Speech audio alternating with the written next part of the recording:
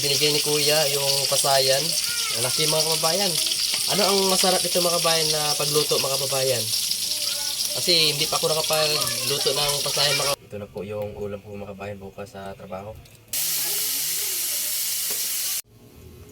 Mga kababayan, meron ng ulam si Rami Vlogs mga kababayan, no? Ito, alam niyo po mga kababayan, ang isda to? Tamban mga kababayan. Mura lang ito mga kababayan, 20 kasi bumili si Kuya. Naghati kami. Kaya ito, sobrang dami na po mga kababayan, no? Papaksiwin ko ito at prito mga kababayan, no? Kaya ito, iimbisa na natin to.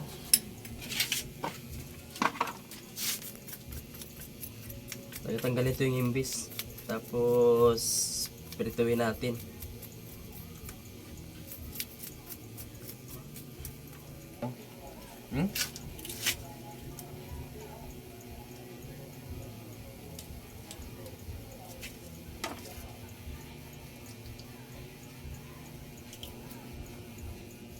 Loads.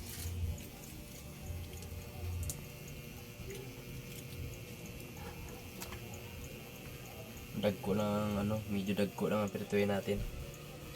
Ito na po yung ulam po mga kabayan bukas sa trabaho. Ulam na ako.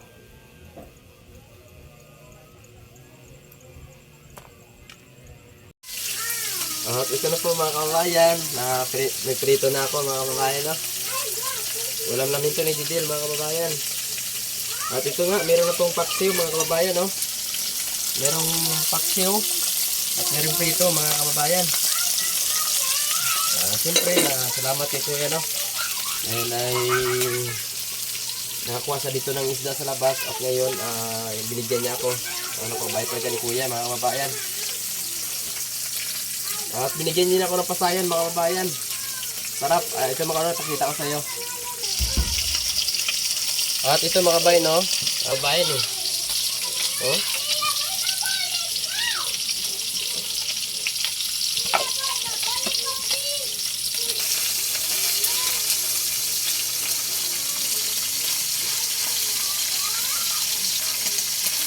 Ito na po mga kabayan, no?